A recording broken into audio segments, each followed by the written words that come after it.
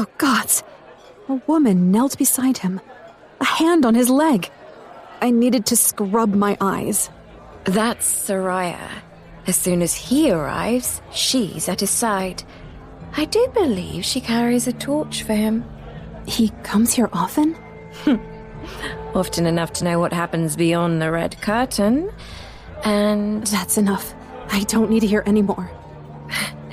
You have the look of one who is in need of a hiding place. And yes, in the Red Pearl, that is an easily recognizable look. She deftly took my champagne glass.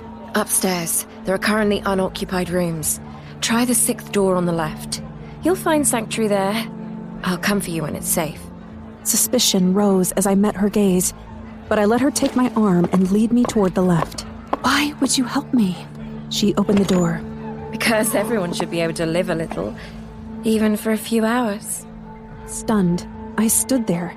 Giving me a wink, she closed the door. Her figuring out who I was couldn't be a coincidence. Repeating back to me what I'd been thinking earlier, there was no way. A rough laugh escaped my lips. The woman may be a dissenter, or at the very least, she wasn't a fan of the Ascended. But she might also be a seer. I didn't think there were any of them left. And I still couldn't believe that Victor was here. That he came here often enough that one of the ladies in red liked him. I wasn't sure why I was so surprised. It wasn't like royal guards were forbidden from seeking pleasure or even marrying. Many were quite promiscuous, since their lives were rife with danger, and often far too short.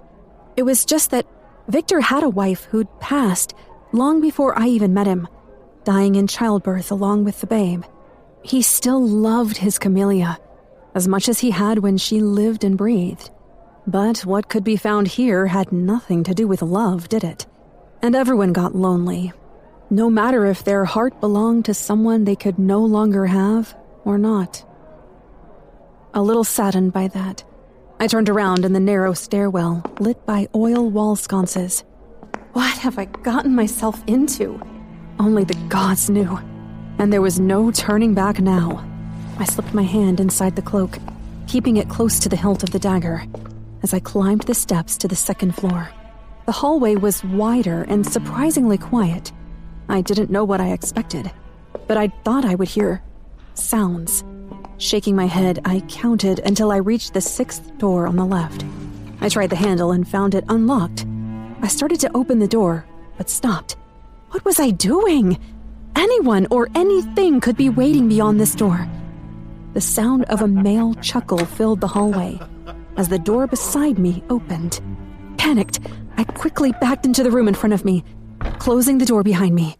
Heart pounding, I looked around. There were no lamps, just a tree of candles on a mantel. A settee sat in front of an empty fireplace. Without even looking behind me, I knew the only other piece of furniture had to be a bed. I drew in a deep breath, catching the scent of the candles.